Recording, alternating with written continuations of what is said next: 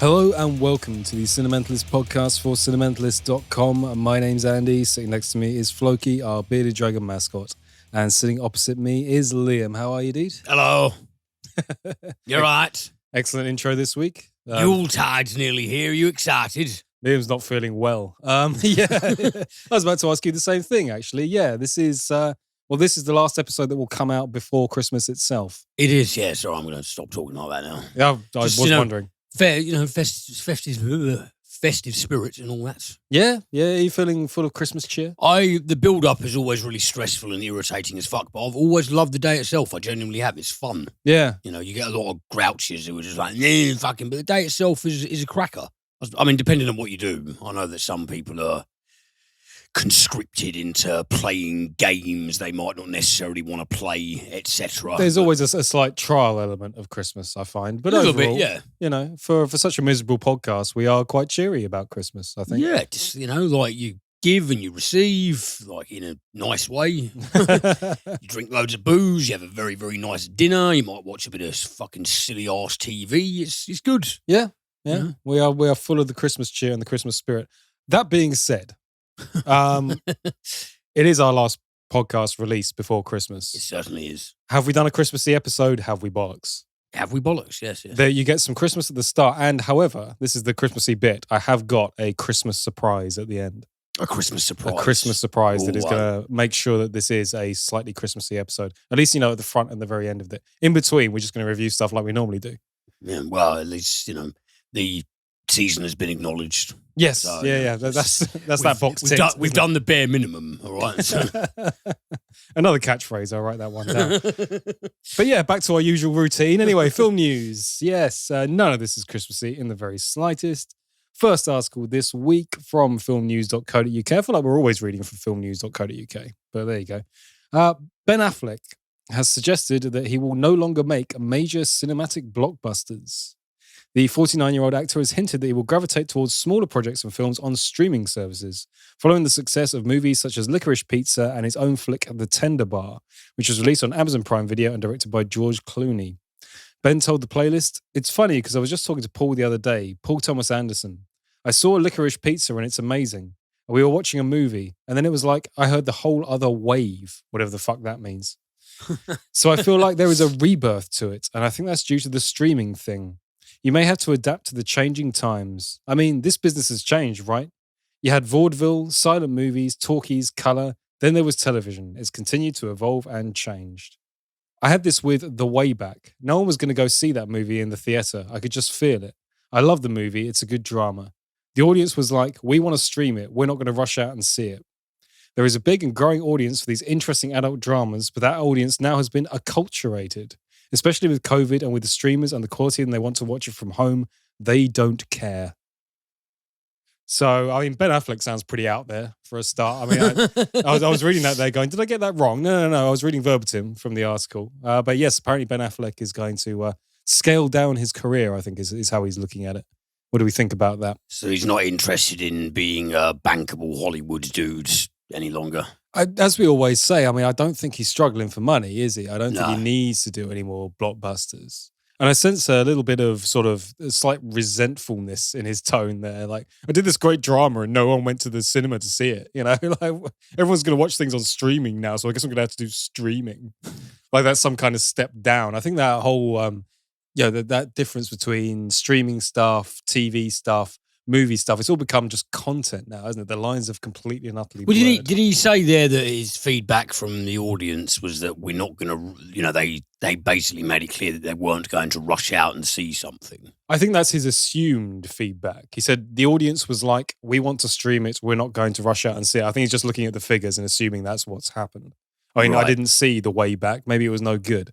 Maybe the reviews for it were terrible. In fact, I know nothing about The Way Back. Did you see The Way Back? I'm aware of it. It's a sports film. Oh, that's probably why. Some kind. As soon as sports comes up, my brain turns off, unfortunately. Likewise, yeah. Even though I should really give it a fair run as, film consumers. But, I wasn't really interested in seeing that. But then again, I'm all for big movie stars, etc., in the later stages of their career going, you know what, I'm going to do smaller, artier kind of projects. I think that's a good thing.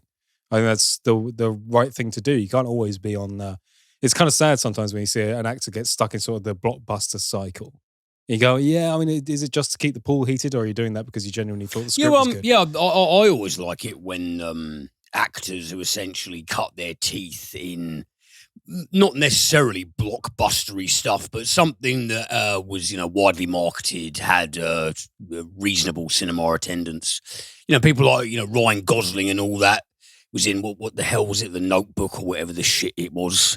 But he's gone on to make some weird and compelling stuff with Nicholas Winding Refn. He's also done his own directorial debut, like a lot more avant-garde and quieter and not particularly mainstream pictures. Ethan Hawke, he was a heartthrob throughout the 90s, but he's gone on to do a lot of smaller scale weird stuff, weird in a positive connotation. So yeah, I like it when people who are a face, someone who is a face in terms of Hollywood land, when they explicitly state they want to venture into sort of more art house projects and sort of more intimate character dramas, some things that are a bit more cerebral, as opposed to grab your Coke and popcorn and watch 90 minutes of over exposition. It's not even 90 minutes anymore, is it? It's like 180. If you go to a blockbuster flick. But yeah.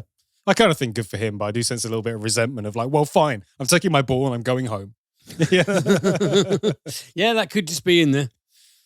My next article this week, this is from theguardian.com. I've put this in, we've talked about the movie before actually, but I just quite like the way this is written. This is entitled, Finally, Nicolas Cage is actually playing Nicolas Cage. And I'll just read you the article. This is a pivotal moment in Nicolas Cage's career. Once a gold-plated blockbuster icon, he crashed to earth many years ago in a flurry of financial mismanagement and poor career choices. You just have to look at his IMDb page for proof of the latter. Did you watch Inconceivable, Mum and Dad, Southern Fury, Vengeance, A Love Story, The Humanity Bureau? No, of course you didn't, and they were the only movies he made in 2017. Slowly but surely, though, Cage has been working his way back to us, either with fun little parts in big movies or acclaimed turns in smaller fare like Mandy and Pig. The Cage comeback continues with news that he is signed on to star as Dracula in Chris McKay's Renfield alongside Nicholas Hoult and Awkwafina. And then there is the unbearable weight of massive talent. Plenty has been spoken about the unbearable weight of massive talent, most of it weird, but the trailer released this week makes everything much more clear. In the unbearable weight of massive talent, Nicolas Cage plays Nicolas Cage, an actor enduring a career slump who is forced to take $1 million job attending a wealthy superfan's birthday. And Nicolas Cage has to assume the identity of several classic Nicolas Cage characters, which are all real-life Nicolas Cage characters because Nicolas Cage is playing the real Nicolas Cage. Additionally, Cage will also play Nicky, a figment of his own imagination.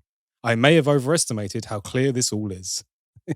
Yeah, I heard about this a little while ago and I've been looking forward to its release ever since. Yeah, so there's sort of a being John Malkovich kind of vibe coming out of here and, Well, I'm not, I don't know if there's been anything altered synopsis-wise, but I do, I remember reading something, what you just elucidated as the synopsis there. Next to that, apparently he also gets embroiled in some sort of conspiratorial plot in the film.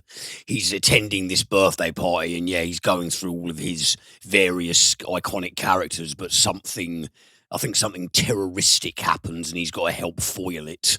I think it gets even more deranged and than that. You know? What's really interesting as well is there's another meta element to this, which is Nicolas Cage has said that the version of Nicolas Cage that he's playing is not the real Nicolas Cage. The article goes on to say, what we can say for certain about the unbearable weight of massive talent is that Nicolas Cage will never watch it.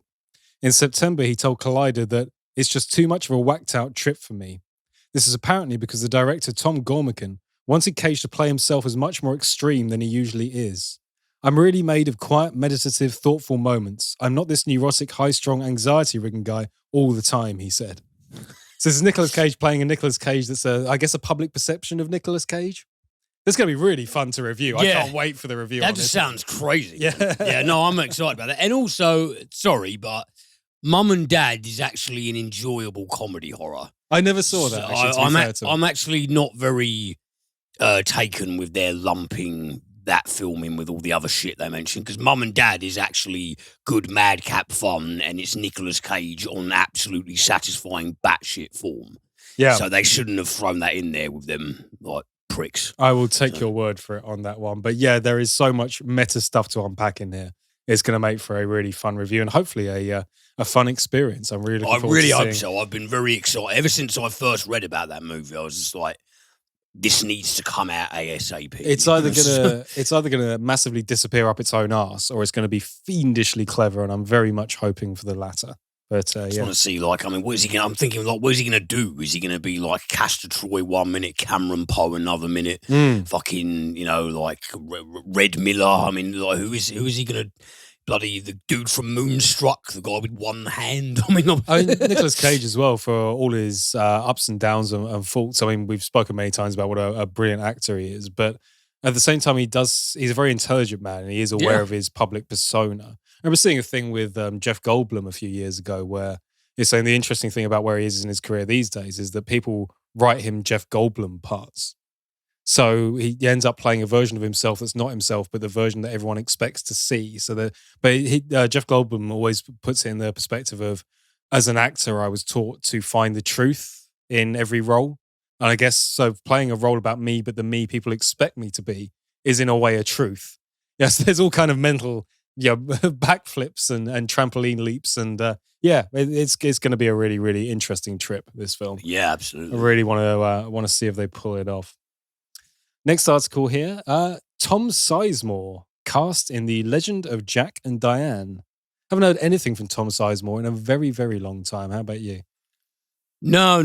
I mean, I know that he was physically dragged off to rehab by Robert De Niro many moons ago.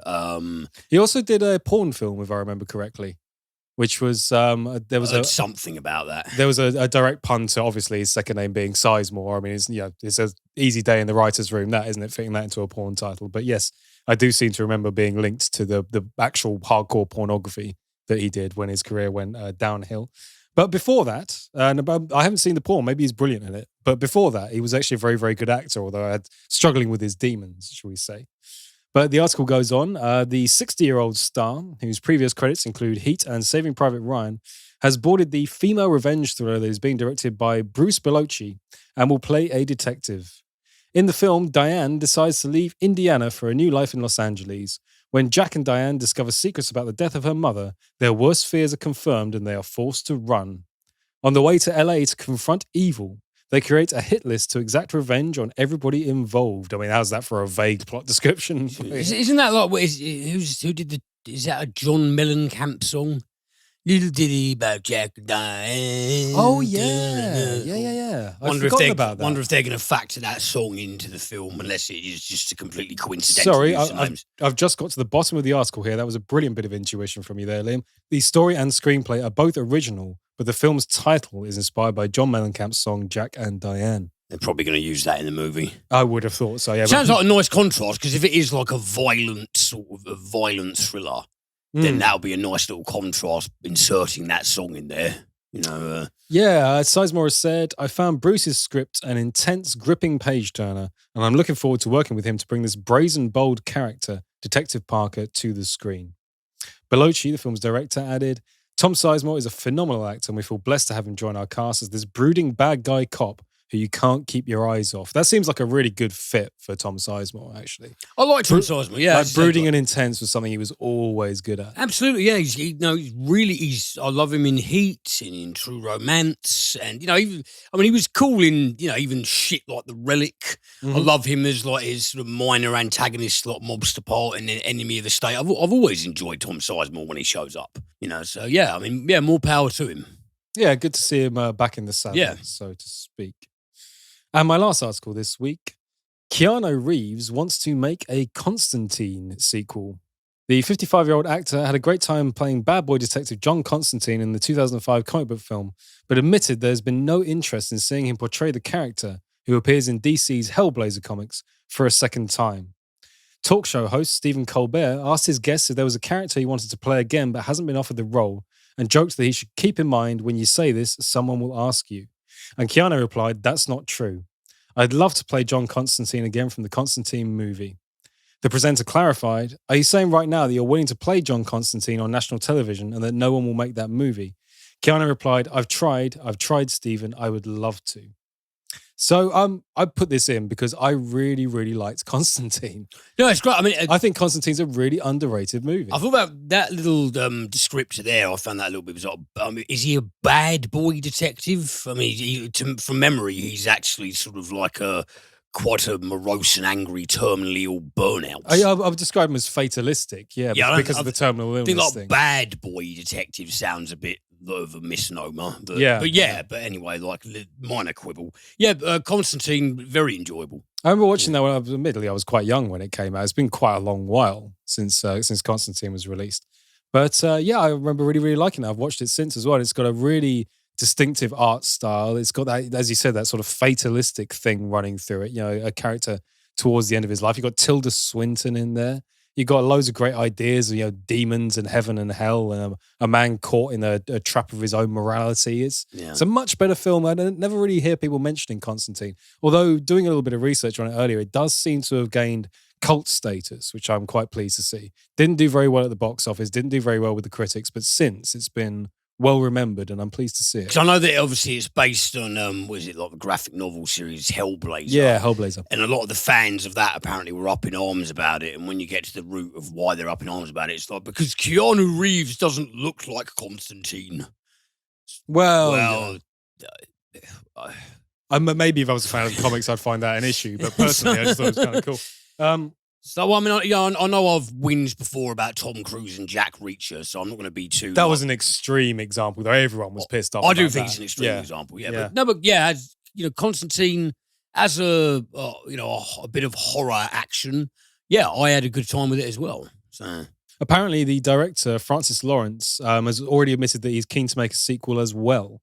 So it does seem to be things falling into place for this one. I wonder whether it's a targeted kind of campaign. I've seen actors and directors do this before, where when they're struggling to get funding for a project like this, they start mentioning it in interviews and hoping that the internet hype train takes over. And thereby they can take that to film production companies and people that fund these sort of things and say, look, this is the demand for it. You want proof that it's going to sell tickets. Look how many people think this is a good idea. I'm seeing more and more of that in this modern Twitter, social media influenced age. Yeah. And I'm kind of all for it, really. I think it's a good way of, providing the creative talent is there. And I mean, the original director and the original star are up for it. Why not? I feel like there's more mileage in the story, definitely. Sometimes you do get cool little sequels, man. So, it just might be one. Yeah, would entirely be up for that. Anyways, yes, I told you it wasn't Christmassy news, and it wasn't. So we've fulfilled our remit. Yeah. Liam's about to take it away with two film reviews that are neither Christmassy. Actually, I don't know which direction you're going to go with these. I have no idea. Neither of them are Christmassy. No, okay, yeah. I was about to say neither of them are good. I have no idea. I don't know why I was going to say that. I haven't seen these films. Liam's about to tell us whether they're good or not. Take it away, Liam. Well, we'll start with the big one because the other week I toddled along to the local cinema yet again. And I watched House of Gucci. Now, obviously, old Ridley has had two big attractions come out this year. The Last Duel, which I was very, very enamored of. Really, really enjoyed that film very much. And in close following, House of Gucci, which is obviously a dramatisation of the Gucci fashion dynasty of Italy. And this kind of rather sort of madcap and sinister and ultimately quite tragic and just unpleasant events that the family were embroiled in. All of the backroom intrigue and sort of resentment and classism and shenanigans. Yeah, I've been very, very curious about this because I don't know anything really about the Gucci brand or whatever, other than I'm sure I've seen adverts for documentaries and things insinuating that it was essentially kind of a fashion mafia family. More or less, yeah, they were extremely powerful people and they had a lot of connections all over the place and, in the media, in politics. And because they were incredibly wealthy, they kind of got away with a few dodgy things. But one fact I do know is that Gucci, the company, there is no member of the family whatsoever who is an employee there anymore. They've all basically been phased out of it. Oh, okay. And I think it's but still alive? What I'm essentially asking is, are they still liable for anything this film's got wrong? Some of them are still alive and key people have sort of gone through certain processes because of things they shouldn't have done. I see. But yeah, so we open in 1978, and we were introduced to a young lady named Patrizia Reggiani, played by Lady Gaga. And she is a young woman, and she works as a secretary for her father. Her father owns a kind of moderately successful trucking company, although she refers to it as ground transportation, I think in an effort to make it sound more impressive than it is. Not that there's anything inherently wrong with that job, but she refers to it as ground transportation. But he controls a fleet of trucks. And it just makes a half-decent bit of money at it. But she feels very dead-ended, and she'd like to just break out and do more with her life. She's sick and tired of being in this little piss-poor part of Milan and just eking out a living day-to-day doing that and, putting up with her. Her father is, a very loving man, but she just feels stifled. She's not what she wants to be doing with her life. And but she does have a few friends. She is something of a social butterfly. Not long after we were introduced to her, she's invited out to quite a lavish party by a friend of hers. It's somebody's birthday, somebody who also happens to be not shy of a few quid, and they're throwing this big birthday bash in this. This looks like a massive sort of disco emporium, and everyone's costumed up and having a grand old time. And it's at this party that Patrizia meets Maurizio Gucci, as played by Adam Driver. Now, Maurizio is is an heir to a 50% stake in the Gucci company, but he doesn't really have any interest in that world. He's not really even interested in that money, let alone the fashion and the branding and everything that goes along with the name. He's a very, very bookish and quietly personable guy, and he wants to be a lawyer. His ambition is to practice law. That's what he really wants to do with his life. And Patrizia, she's quite attracted to him. She quite likes his retiring, self-effacing demeanour. There's like a sort of slither of confidence that slips through, but he's mostly just quite an easygoing, quiet, very agreeable sort of fellow. And rather in the same way that Adam Driver is, he's got a certain unconventional handsomeness about him. And there's something about that sort of thing, it just draws her to him. And she ends up asking him out. And, they have this rather whirlwind romance. They seem to hit it off quite nicely. They get along well together. And then one day, Maurizio wants to take Patrizia out for lunch and introduce her to his father. Now, his father is Rodolfo Gucci, played by Jeremy Irons. He's like one of the elder statesmen of the Gucci dynasty. And he's not best pleased that his son isn't really all that interested in the household or its business ventures. He would like Maurizio to, focus more on helping him with their business and the fortune that it makes them, because he is heir apparent to it. He wished he would drop the law thing and just throw himself into this. And upon meeting Patrizia, it becomes apparent that Rodolfo is a bit of a sneering fucking snob.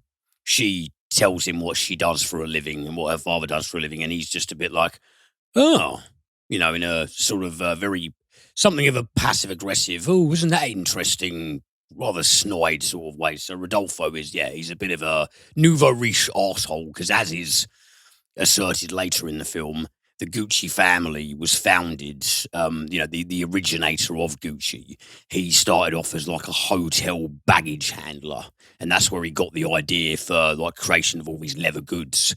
There's like one point where a character says, like, this isn't a royal family. The index pater familias, he worked a low-class job and he just happened to luck it out. We're not like fucking blue blood speciality, but people like Rodolfo don't seem to think so. He thinks he's a lot better than everyone else, and he implores Maurizio to jack Patrizia in and say, like, oh, she's just after your money. She's going to drag you down. Women like her are only after one thing, blah, blah, blah, blah, blah. I'll disinherit you. If you keep, like, pursuing a relationship with her, if you intend to marry her, then I'm going to write you out of my will. And Maurizio goes, yeah, okay, fuck, I don't care. Do it. I love her. I want to get married to her, blah, blah, blah. He essentially cuts all ties. He goes to work for Patrizia's dad's trucking firm. So he's very serious about this girl, and he just wants to be with her. Works at a trucking firm whilst pursuing a legal career. But Patrizia, she keeps pushing Maurizio to return to it. She keeps going like, "No, you can't. You can't just do what you did, because your position could be very, very beneficial to us in the future. And if we're going to get married and we're going to have children, shouldn't we give them the very best that life has to offer? And we're probably in a better position to do that if you make amends with your father and try and get back in the good books. And so you might have a bit of money coming your way. This is a position that's also supported by Aldo, played by Al Pacino, who is Maurizio's uncle. And Aldo also happens to be the father of Paolo, played by Jared Leto, who is something of the even more of a black sheep of the family than anyone else in a very eccentric way. So we have something of a generalized study that charts Maurizio and Patrizia's burgeoning relationship and the issue, is she or isn't she a remorseless and manipulative gold digger? You have the old guard of Rodolfo and Aldo Gucci, Irons and Pacino, who are brothers, and also they worry about the fate of the family and the business in general. And people are sort of saying, "Oh, you're set in your ways with certain ideas," and they're obviously the resistant fossils, if you like. And you have Paolo Gucci, Jared Leto, who is completely delusional about his capacity as a designer and an artist, and he won't listen to rhyme nor reason. So it's all this, it's essentially this broad examination of a rise and fall, and obviously it's based on a very, very nasty real life criminal incident in 1995. I mean, this is easy enough for people to look up for themselves, but I won't say what happens, because if you're interested in going to see the film and you don't actually really know anything about it and you want to see it, then just don't look it up and go and see it. So I won't spoil it for that reason, even though it's easily accessible. So yes, it's a biographical ensemble crime drama, I suppose you could most accurately call it. Now, this is, I think, the most generous way to describe House of Gucci. It is very, very much a mixed bag, because you do have the shit-hot cinematography and direction that is custom of Ridley Scott. You do have a really, really good soundtrack as well. And you do have some interesting chemistry and generally interesting characterization from Adam Driver and Lady Gaga. But then there's all the other elements. For example, everyone is doing this really, really bad Italian accent. I have seen some of this in the previews, and it made me cringe a little bit. That just comes, it's very like, from Italy, and it's all just lifeless and very awkward to listen to, and it feels very jarring, because number one, they're not particularly convincing Italian accents, but also they just seem to be putting a very, very basic level of effort into them. When an actor takes on a different accent, for example, just say for the sake of argument, Gary Oldman, who has portrayed characters with a multitude of accents over the years. When he takes on that accent, the way that he gesticulates, the way that he moves his body, and the way, every single thing about the body language also changes in accordance with that. Everyone in the House of Gucci is just kind of acting as they usually would in anything else, or doing the bare minimum of acting, whilst presenting with these really, really awkward and eventually insufferable Italian accents. The worst offender of the film in general, in terms of the accent and just in terms of the style that he's coming forth with, is Jared Leto. He is doing the most deranged caricature of an Italian person that I think I've ever seen in my life. It's basically as ludicrously offensive as the Dolmio ads, but it's even more batshit than that. There's a lot of times where he's just shrieking in this incredible stereotypical way to the point where what he's saying is indecipherable. And it's just, I remember seeing after I went to see it, I remember seeing over Twitter people like Jared Leto was trending because of that, and somebody mentioned, Jared Leto's performance in House of Gucci, and it was a clip from I don't know what the film was, but it was a woman on a beachfront, and she's having a conversation with a man, and she goes to him, "Why are you acting like this?" And that really summarizes it well, because you look at Jared Leto in this, and it is, there was a few chuckles even from myself when I went to see it, but you spend the majority of the film going like, "What are you doing, man? This is just absolutely ridiculous." Really distracting, right? Incredibly distracting, and from what I can tell, not at all reflective of the way Paolo Gucci behaved in real life. No, I've seen in any way, shape, or form. I've seen some stuff on Twitter where they've done like side-by-side comparisons, and even he's sort of got this wild hair and everything, whereas when you look at the picture of the actual guy, he just looks like a regular Italian man. Yeah, he's just like this insane flamboyance. So has he done his thing again where he thinks he's a method actor and he's completely and utterly over-egged it and made a tit of himself? Absolutely, yeah. Yeah. Absolutely. That is a shame. He says that there's a book, because obviously his father, Paolo's father, Aldo, is played by Pacino.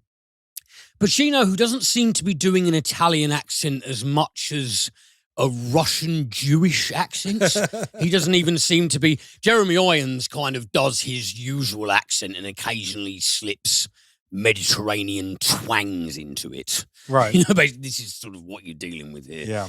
But there's a bit where Aldo admonishes Paolo, and Jared Leto just in this ridiculous getup, and his arms sort of flop to the side. He's like, "Every time I try to do something, you hurt my feelings. You put my heart in the street and you stamp all over it." I'm thinking, oh, fuck, what the fuck, man?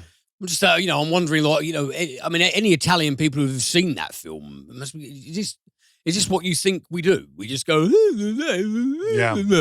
So, I'm not trying to sort of be, go and, throw up in arms about the identity politics of it, but it is ridiculous. It's so fucking absurdly stereotypical. And all in all, the screenplay is just a bit disjointed and muddled. So nicely shot, nice to look at, very good score, and there are some cool moments, and Gaga and Driver do a semi-decent job. However, it's far from their best work.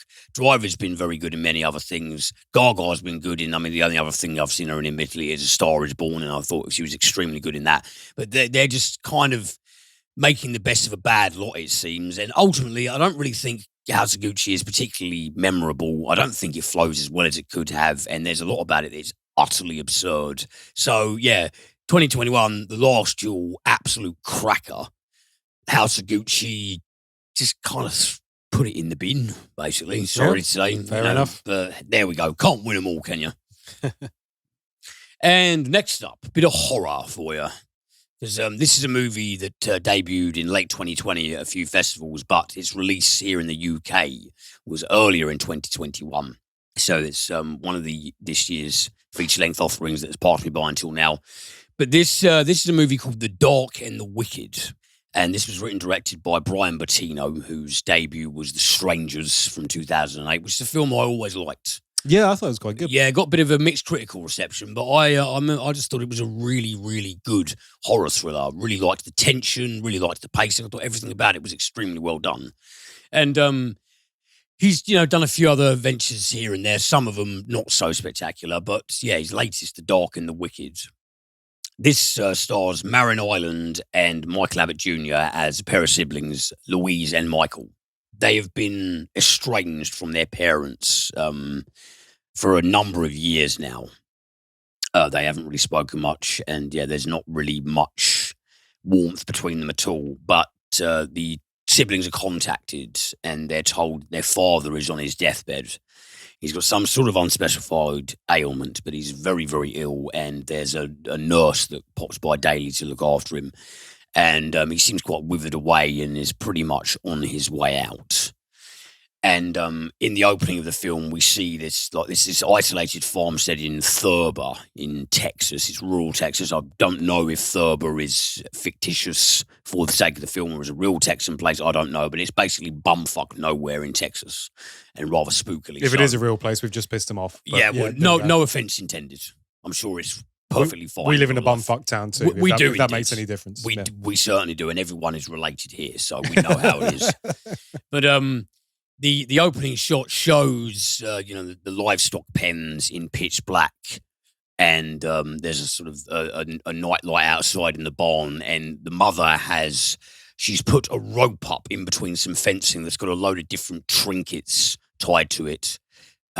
Essentially if it jangles, she'll know that something, and it's not strongly windy, she'll know that something has knocked it.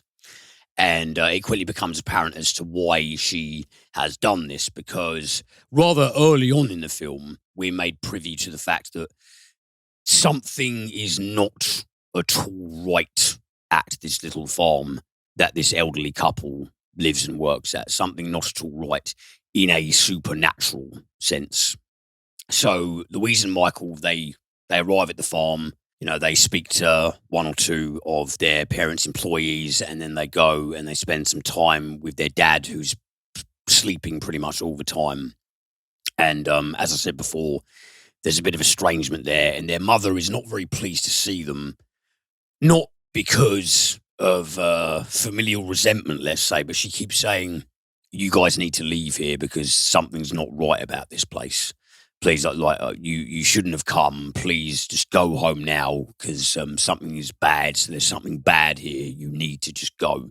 But they just think that she's very upset and distressed because their dad is on his way out, and they endeavour to stay behind and help her with whatever she needs help with.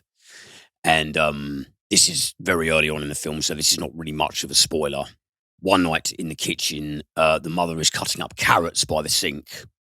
And there's a chair that moves around in the background, and suddenly she sort of bursts into tears and frenziedly uses the kitchen knife to cut all of the fingers on her right hand back to the stubs. Wow. And then in the morning, the siblings find her hanging in the barn. And this is the very start of increasingly horrendous ways in which a demonic presence that is loitering around this farmstead begins to fuck with the family and anyone involved with them, just by essentially subjecting them to really, really sinister and drawn out psychological and physical abuse, and slowly sucking away the life force of the father. It's strongly implied that the father may be suffering from some sort of natural disease, but it's somehow being worsened by an otherworldly presence. For many people out there, myself included, when I first read the synopsis, I thought, okay, this sounds very basic, but I really liked The Strangers. Strangers Pray at Night was pretty cool. Wasn't that big a fan of the monster, but all in all, Bertino's stuff, I quite like what he does. I like the direction he goes down. And he's made a film about a demon. So, let's check this out. Boilerplate setup. However, if I had to pick a horror film of the year, I do think I'd go with this one. And I really mean that. This film, you know how I always say the thing I love about horror movies is I love it when they're atmosphere heavy, when they're slow burn, when there's a heavy amount of ellipsis and, extreme measured disturbance and creepiness and bleakness. The Dark and the Wicked does that, for my money, very effectively. It is drenched in atmosphere. It is unrelentingly creepy and disturbing. And one thing that I'm a big fan of that Bertino does, and he explicitly states this is the way he prefers to do things, he prefers not to make films that wrap everything up in a nice little bow of exposition. Now, a lot of people might hear that and think like, oh, well, what do you mean like nothing gets explained, etc., etc. And it's not that I don't empathise with how, at least a superficial description of that might sound disappointing to some people, but the way that Bertino does it, he does it essentially in a way that's comparable to the way he does it in The Strangers, because, I mean, is a little spoiler for The Strangers, is that a big deal? No, I don't think so. When Liv Tyler says to the three psychopathic master assailants who've terrorized her and her husband in the most murderous way, she's like, why have you done this to us? And one of them says, because you were home. Mm. Evil doesn't, that evil needs a reason. Why? It's evil. Why does it need a reason?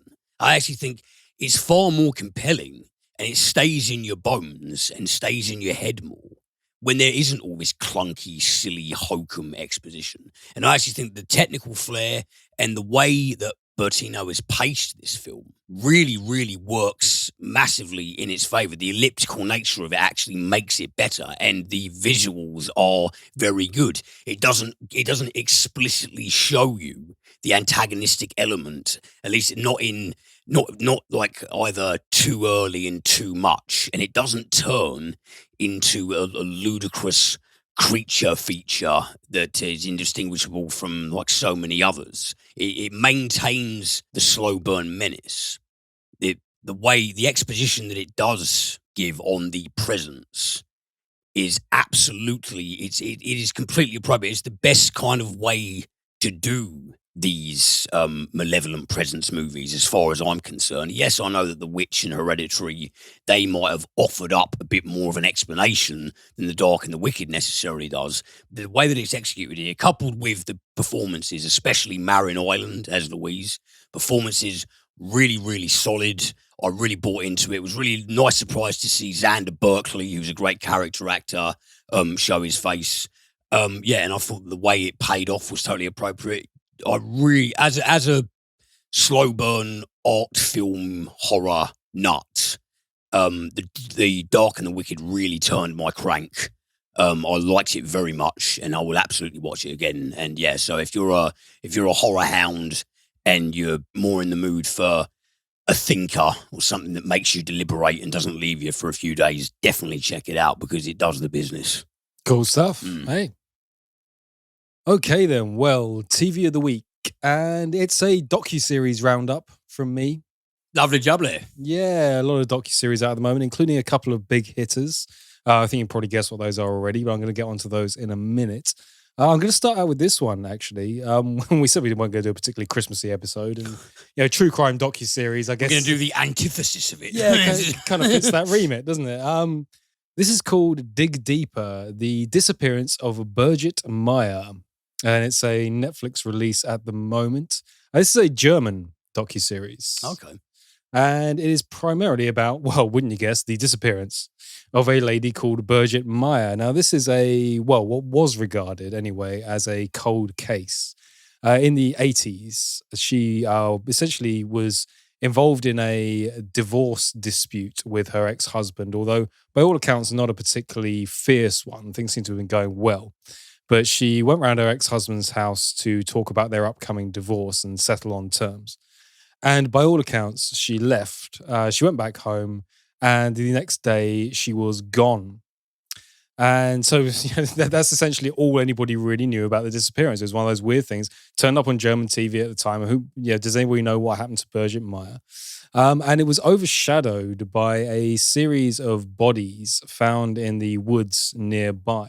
It became a much bigger news story and much bigger news case. And her case sort of got put to the bottom of the pile, both in terms of public perception and in terms of the police investigation of it. They had bigger fish to fry. And so it's got that classical thing of the number of these that I watch where I realized that modern policing is so much better than policing used to be. When there were cases back then where the police just went, we don't know. And life continued onwards. However, there is a wrinkle, which is her brother, Wolfgang. Now, this case made the news perhaps more than it would have done ordinarily, given that it just seems to be an open and shut disappearance case. Who knows what happened? Maybe she left the country, maybe she ran away, maybe something horrible happened to her. We'll never know. In that her brother Wolfgang was the chief of police of Hamburg. And as a result, it became gradually a bigger and bigger story that this guy Wolfgang was a real public figure in Germany at the time, because he was known as the Godfather or the Don, because he primarily shut down big criminal organizations, mafia-related stuff, human trafficking, drug rings, anything organized crime related. So he was on the news quite a lot going, we caught this, my investigation did that. He was a real famous public figure in Germany, and it was his sister that went missing. Many, many years later, the case was still cold, and Wolfgang, being a brilliant police officer, a brilliant detective, worked his way all the way up to chief of police, decided that he just couldn't possibly let it go. So after his retirement, he went around hiring out of his own pocket and through his own influence, people that used to work with him on various other investigations to put together sort of an aged detective team to investigate her disappearance and to try and get to the bottom of what actually happened to his sister. Without giving anything away, what this team of aging detectives and aging criminal investigators managed to uncover is that there is very likely, and this case is still ongoing to this day. In fact, the most exciting parts of this case are actually modern day stuff. They seem to have uncovered what I would describe as a malevolent presence working in the background, of which Birgit Meier's disappearance was only one crucial factor. There is a lot more under the surface of this case, of this documentary, than initially appears, which is the coolest thing about it. Because I watched the first episode of this and I sort of went, yeah, it's okay. There's some intriguing factors there. Maybe she did run away. Maybe this did happen. Maybe you got the classic thing of the ex-husband being involved. Did he have her murdered for the money or any of that kind of stuff? I watched the first episode and thought, okay, fairly conventional, but it's quite intriguing. By the end of the second episode, I was hooked. Because all of a sudden it starts diving deeper and deeper down this rabbit hole that you didn't expect to be there, that no one expected to be there. And by the end, like I said, this is a case that is now, it seems to be unfolding at this very moment. There are more and more links and ties and a far deeper, nastier and insidious thing going on, which obviously I'm finding it very difficult to dance around in my review. So this is only going to be a short one because I can't really talk that much about it other than to say, if you do like your true crime documentaries, if you're looking for something that's got that sort of that natty kind of rabbit hole element where all of a sudden new facts are brought to life that change your opinion about everything, this is a really, really good example of a docuseries that does that exceptionally well. So they discover things that are like kind of like really fucking out there in a nasty way. Then there is. It's a lot wider than the disappearance of one person. Right. And without the incredible work of this incredible guy, this Wolfgang Meyer is, I think, just one of my heroes, actually, because he seems to have stepped out of, imagine in your head the chief of police of Hamburg in the 80s. It's Wolfgang Meyer. He's right, and he's very meticulous, and he's very German, and his moustache is accurately trimmed.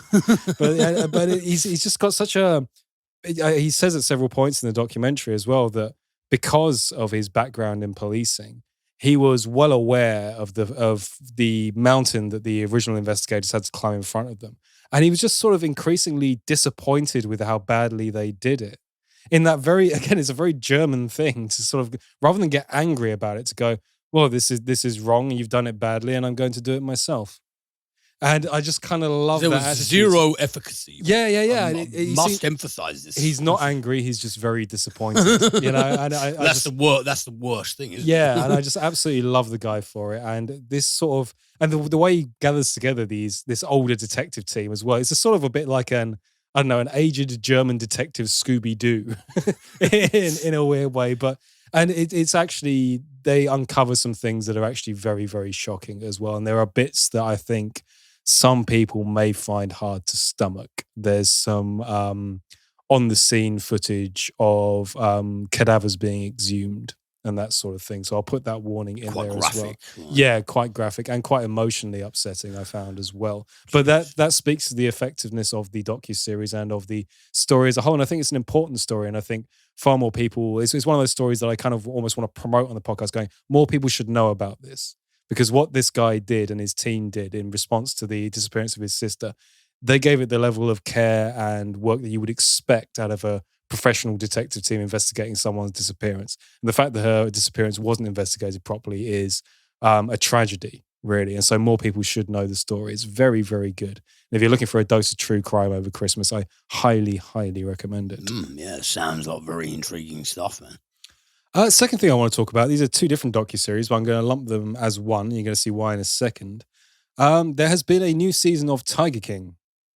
Tiger King Murder, Mayhem and Madness, to give it its full title, of course. There has been a season 2, quickly followed by Tiger King, the Doc Antle story. Oh, wow. Yeah. Now, when I reviewed Tiger King, it feels like a million years ago, actually, when I reviewed Tiger King, but I remember both of us saying, actually, well, I think I said it on the week that I saw it. You'd watch it next week, and we both had a chat about it on the podcast, that out of all the crazy characters in Tiger King, Doc Antle was the scariest. There's something psychopathic in that man's eyes. Like as in, that guy is a primary psychopath. He is just this emotionless kingpin of God knows what. Yeah, there's something immediately. I mean, to give him his full title, Doc Bhagavan Antle as well. So there was an obvious insinuation there of swamis and cults and things, which is what this documentary investigates. And Tiger King Season 2, which primarily, because not much is going on with the Joe Exotic case at the moment because he's locked up, it dedicates its first episode of the season, and there are only 5 in Season 2, to revealing a little bit more about Joe Exotic and updating everybody on not just the effect of Tiger King as a documentary and how it's changed the case. Now there are now movements to try and free him from jail. There's a campaign to get him a presidential pardon, all that kind of stuff. That's covered in it. But it's looking more into what I would say, if it was a fictional work, you'd say there were side characters. So we're talking about Jeff Lowe. We're talking about Tim... Scumbag. Yeah, Tim Stark as well, another scumbag. Yeah. Some of the scumbags surrounding the case. And yes, the Doc Antle story is obviously going specifically into Doc Antle. Now, the reason I'm bringing these two up is because I've actually seen quite a lot of backlash, critical backlash, to these two documentaries. And they are in direct contrast to a lot of the user reviews that I've seen for both of these documentaries, in that the critical backlash is obviously backlash and the user reviews have actually been quite positive. And the critical backlash, I actually almost entirely disagree with. I've seen this weird thing in the critical response to these seasons that a lot of the reviewers that criticize the original Tiger King for being exploitative and salacious and overly dramatized and mucky morally, if you like, going into sort of, it misses the point of the animal abuse, and it's going into this crazy cast of characters in a way that's actually quite shallow and blah, blah, blah. Those are the very same critics that are criticizing Tiger King, Murder, Mayhem and Madness Season 2 for not having enough of that, which I find really, really odd. Kafka trapped them. Yeah, exactly. You're just double blinded. Like, if you do it, it's bullshit, and if you don't do it, it's bullshit. It's bullshit, like, I hate critics like that, man. Yeah. Make your fucking mind up. I just don't get it. I mean, look, Tiger King, Murder, Mayhem and Madness Season 2 is not as good as the first one, no matter which way round you look at it. I think this is now a series that is an inevitable victim of its own success. And that now everyone's clamoring for more content. There's been a big pandemic in the meantime that obviously nobody was expecting, and they've had a very short time to work on it. Given those factors, though, and putting those factors into play, what they have managed to uncover in both of these series, I actually found quite compelling and interesting. I think given those constraints, they've actually done a bloody good job of making these two shows. What the critics are complaining about is that either it's the original complaint that it's too exploitative, or it's the reverse of the first complaint in that it's not there isn't enough of that thing that made Tiger King so snappy. That's true. That is definitely true. There isn't the same amount of snappiness and, I must watch the next episode kind of thing that you would expect. But I still found them really, really revealing.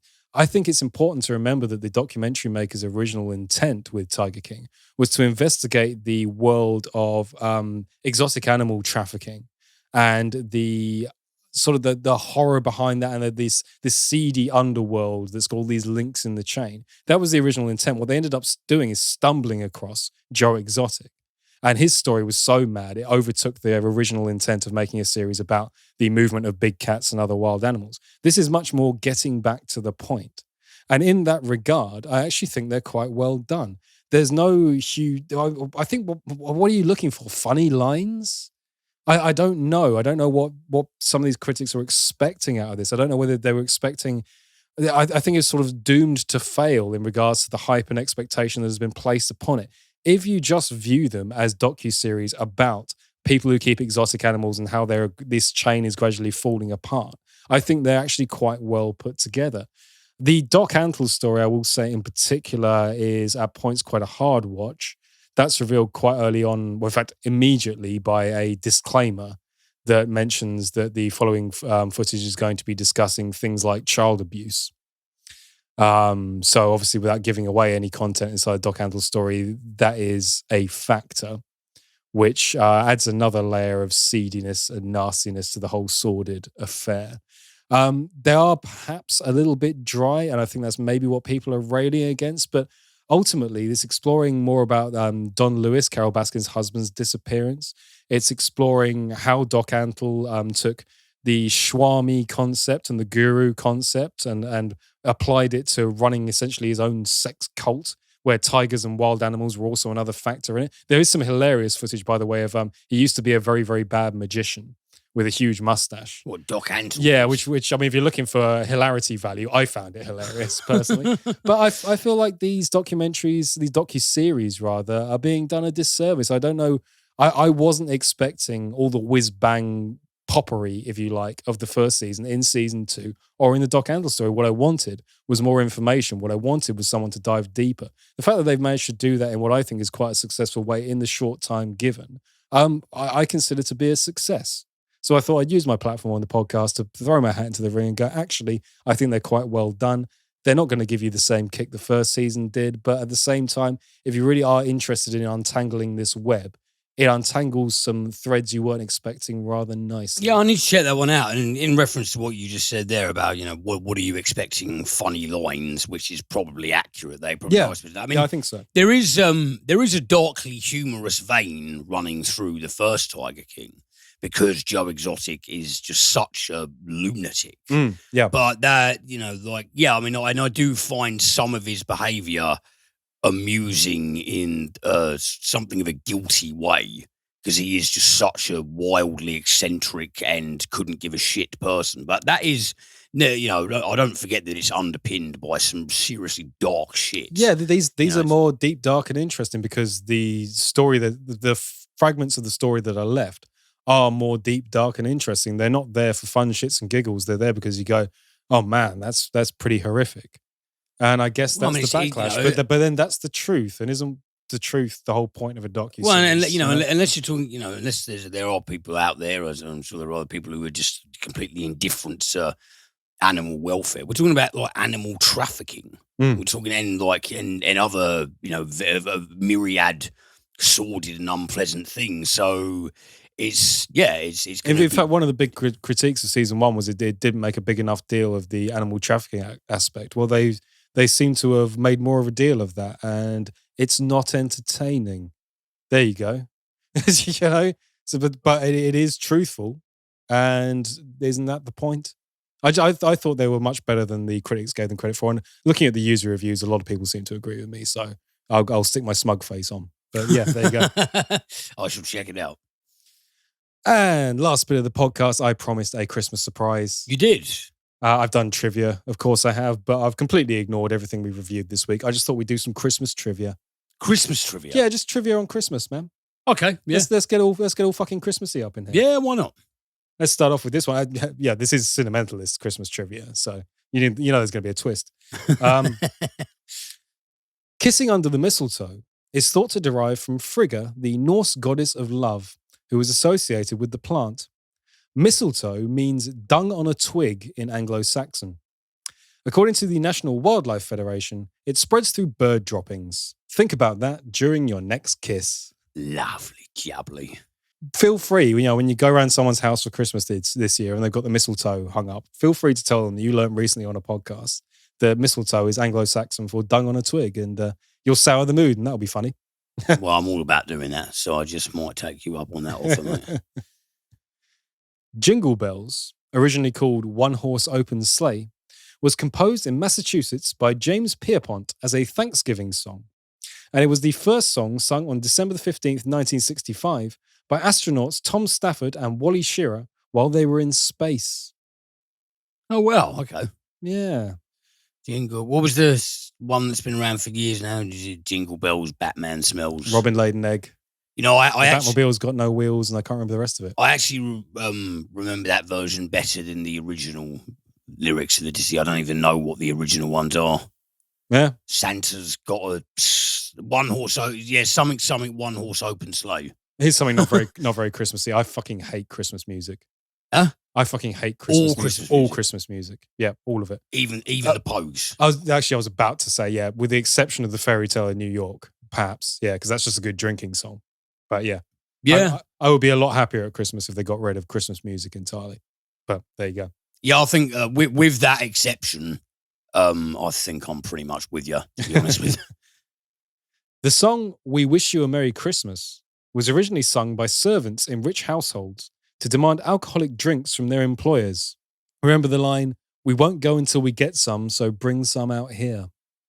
Apparently they used to sing it from the kitchens to encourage their employers. It's Christmas, come on, bring us a drink. I love that. We won't go until we get some. You're doing what we fucking tell you now. There's a mini servants revolt. Yeah. Good for them. Good for them. Though Washington Irving is often affiliated with more gothic works, with The Legend of Sleepy Hollow instilling a sense of dread amongst literary horror fans, he is also the genius behind the idea of Santa's flying sleigh.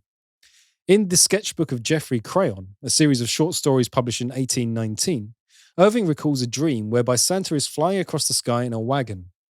Legend has it that his stories have proved so popular, they inspired a bout of Christmas fever in the USA and England, with the stories acting as inspiration for Charles Dickens' classic A Christmas Carol. Oh, wow. That's pretty cool. Never heard that before. Yeah, I knew Washington Irving wrote The Legend of Sleepy Hollow. That's about all I know about him. Yeah, but being behind the flying sleigh myth is quite cool. That's pretty awesome. Yeah. The origin of stockings being hung on Christmas came from the Dutch custom of leaving shoes full of food for St. Nicholas's donkey, which would then be filled with small gifts by St. Nick. Shoes full of shoes. That's so Dutch as well. It's so European.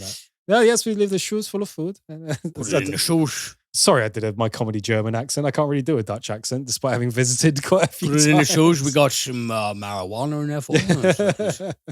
Eat from the shoe. Yeah. Get you some Melba toast. And, sorry. A grog is any drink made with rum, hence the name for the egg, cream, nutmeg and rum drink eggnog, which originated in 1607 in Jamestown, Virginia. Oh, wow. Yeah. I remember I remember being in a local pub like a few years back, and I met this older gentleman in his, I think, late 60s, and he said that he was originally from Norway, but I think he spent a lot of time in the States because he had a very strong American accent, and he just came up to me and a few other people and said, "You guys know where I can get some eggnog around here?" And I told him, "Well, we don't really do that. It's not really a thing in this country." No, yeah. I like eggnog. I said, we don't really do that thing in the UK, but you can possibly buy the ingredients from the shop over the road. I think I've seen it in tins. What are the ingredients again? It's, where are we? Egg, cream, nutmeg, and rum. So to him, we said, you could probably get the ingredients to make it. And he was just like, "Oh, well, that'll have to do." I'm sure I've seen it being sold in tins in this country. You know, you can get tins of condensed milk. Yeah. Like we're living in pre-war or something. Yeah. But yeah. I've never known any other Brits to have eggnog traditionally at Christmas. No, I've tried it. I think it's quite nice. I think we should adopt it. Never tried it. No, never tried it. But yeah, I know it's very prominent in the States. But it's a bit like a rummy White Russian, which, it doesn't sound too bad. Yeah, I'm fine with it. Candy canes were invented to keep children quiet during church. They were created in 1670 by a German choir master. To keep children quiet. I love that idea. Shut up, you little shit, and suck on that. Yeah. Oh, that came out wrong. From a priest as well. Yeah. That's not very Christmassy at all. Back on track. Before farmers raised poultry commercially, families that lived off the land ate geese for Christmas dinner. Chickens provided eggs and cows provided milk, so they had to choose carefully which animals to eat. Since geese only laid eggs seasonally, they were the chosen meat for your Christmas feast.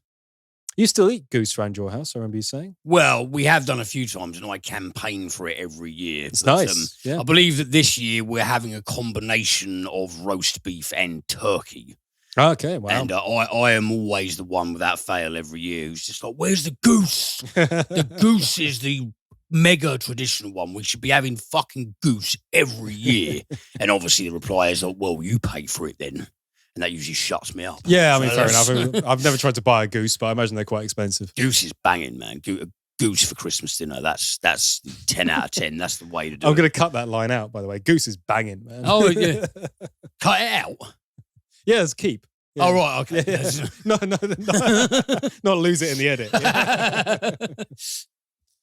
And my last Christmas fact here. Data analyst David McCandless analyzed more than 10,000 Facebook status updates and found that approximately 2 weeks before Christmas is the most likely time that a man or woman will dump their significant other. That said, if you can make it until December 25th, you're probably okay. It is the least likely day for your partner to leave you. Yeah, I know a few people who have dumped and have been dumped on Christmas Day, which is brutal. Yeah. I mean, you know. I had an ex who told me she cheated on me on Christmas Day once. Yes, you did. Yeah. Yeah. That was, I thought like, she was talking about something that happened months ago as well. You couldn't have held on like 2 more days. Yeah, it hasn't ruined Christmas for me. I'm over it. It was a long time ago. Oh, absolutely. Yeah. But, you know, hopefully, you know, it was paid forward and somebody did it to her. Not that I'm a malevolent ball of spite or anything like that. Yeah. But yes, that is the end of my surprise Christmas trivia. Did you have fun? Well, I learned a few things that were genuinely interesting because, as I said, I do genuinely have a lot of affection for the season. And Christmas facts, you know, can be pretty cool when they're about the the historicity of Christmas. But I do agree with you that Christmas songs, with the exception of the Pogues, most of them just need to be chucked in the bin. Yep. Or just make better ones. Why can't you make cool Christmas songs? Can't there be like a fucking death metal Christmas song? Yeah, there must be. Someone will send one in. Someone must have made it somewhere, but, you know. Gigi Allen's Christmas song, that was always a good one. Well, yes, that is the end of our free podcasts. From the Cinementalist crew, as cynical as we can be sometimes, we do genuinely wish you have a nice Christmas, no matter what you're doing, whether you're with family or by yourself or whatever it is you end up doing on Christmas. Oh, absolutely. Please have a good time. And yeah, we're going to go and record the premium podcast where we're getting even Christmassier in a very Cinementalist way, because typically we've done, Liam's going to review 2 horrible, nasty films. I am indeed. And then we're going to switch tact and tone entirely and talk about our favourite depictions of Santa Claus in movies. Yes. And I've got some Santa Claus trivia to finish out as well. So we have a nice comprehensive episode. Well, given our schedule as well, this works out very nicely. That'll be coming out on Christmas Eve. Wonderful. So if you really do want Cinementalists to do Christmas, you've got 2 nasty films to sit through. And then we're going to get all Santa Clausy. Fantastic. So if you fancy joining us for any of that, please do check out cinementalist.com for a link to our Patreon page. We do 4 premium podcasts a month. You can follow us on Twitter at Cinementalcast. You can follow Liam at the Movies at Wacko Jacko's Flicks. And yeah, that sort of wraps up for this week, guys. Have a very, very happy Christmas, and we shall see you well before the new year. Merry Christmas, people.